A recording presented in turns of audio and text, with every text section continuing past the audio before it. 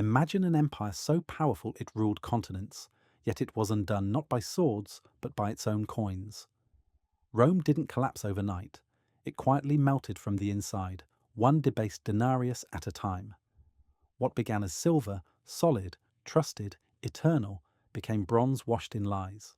The armies were still strong. The marble still gleamed. But the money was rotting. And when Rome's currency lost its value, so did everything it built upon it: faith, trade, and power itself. This is not just a story about ancient coins. It's the story of how the richest empire in history bankrupted itself, and why every civilization that follows walks the same glittering path toward ruin. At the heart of Rome's greatness was not marble, or legions, or law, it was trust. Trust struck into metal. When the first silver denarius was minted around 211 BC, it wasn't just a coin, it was a promise. Each piece carried nearly pure silver, its weight and shine a silent guarantee that the empire itself stood behind it. A soldier could march to the edge of the known world, hand over that coin, and still be believed. Merchants from Africa to Gaul accepted it without question. The denarius became the heartbeat of an empire built on confidence in value, a shared illusion made real by discipline and honesty. Early emperors understood this. Their power was measured not only in legions but in purity, the purity of their money, the integrity of their word. Every coin bore their image, reminding citizens that Rome's stability rested on a sacred pact. As long as the silver stayed true, so would the empire.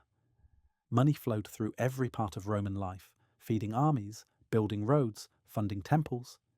It connected farmer to soldier, trader to tax collector, ruler to ruled, an invisible thread binding millions who would never meet.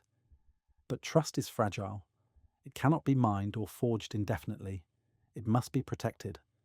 And as the empire grew, as the hunger for expansion outpaced the discipline that created it, cracks began to form in that sacred pact. Rome's greatness had always been expensive. Armies stretched across continents, borders demanded defense, and emperors demanded glory. But glory costs money, and when tax revenues faltered, they turned to a quieter, more dangerous solution. They went to the mint. At first it seemed harmless, a practical fix for a temporary strain. By reducing the silver content in each coin, they could mint more money without raising taxes or cutting armies. It was accounting masquerading as innovation. Under Augustus, the denarius was 95% silver. A century later, it was closer to half. By the time of Gallienus, it held less than 5%. What once was solid metal had become little more than a silvered promise. They thought they could stretch silver. They thought they could stretch trust. At first the illusion held. The coins looked the same emperor's face, same weight in hand. But merchants began to notice. Prices rose, soldiers demanded higher pay, farmers stopped selling grain for money that no longer bought what it once did. Confidence, that invisible glue of empire, began to crack. And like every inflation that followed in history, denial came first. Rome told itself that wealth could be printed from promise, that numbers could replace metal. But no decree could restore what the furnace had burned away. The empire hadn't yet collapsed, but something inside it had changed forever. The illusion could not last forever. When the silver vanished, so did belief. Across the empire, markets trembled. Prices rose by the day, then by the hour. A loaf of bread that once cost a single denarius now cost dozens. Farmers abandoned cities where coins bought nothing of value. Soldiers, the proud heart of Rome's power, were paid in metal they no longer trusted. Some demanded food instead of wages.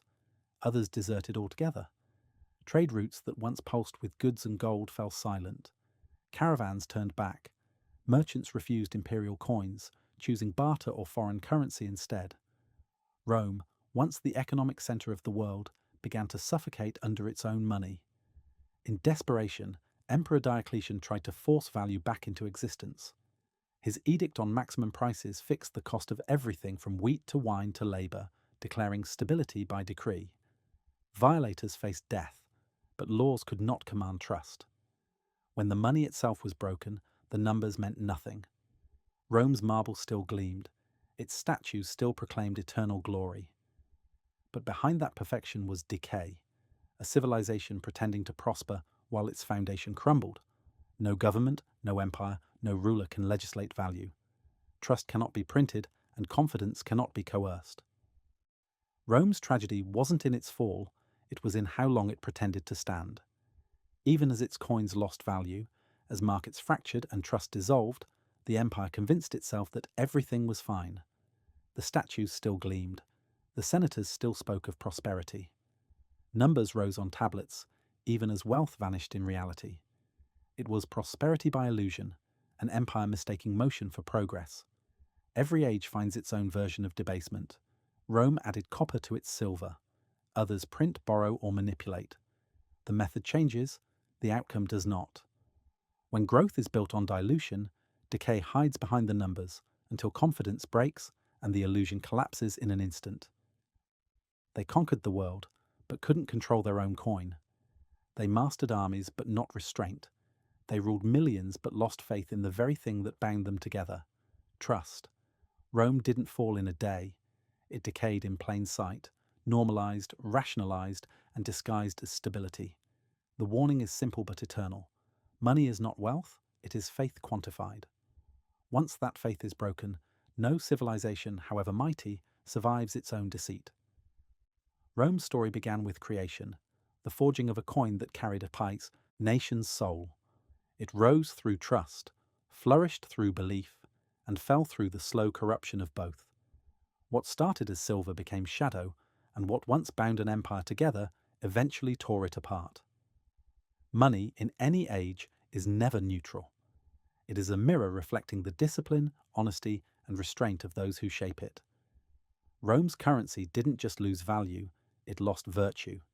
And in that loss, the empire saw its own reflection, powerful, proud, and hollowing from within. The lesson isn't to despair, it's to see. To understand that every system, ancient or modern, is built on trust, and every collapse begins when that trust is traded for convenience. Money does not corrupt by itself. People do, when they forget what it represents. The empire that conquered the world was conquered by its own creation. If this gave you a new perspective, don't just scroll away, hit subscribe. This is Economic Chronicles, where history exposes the present and the future is written in the lessons we refuse to learn.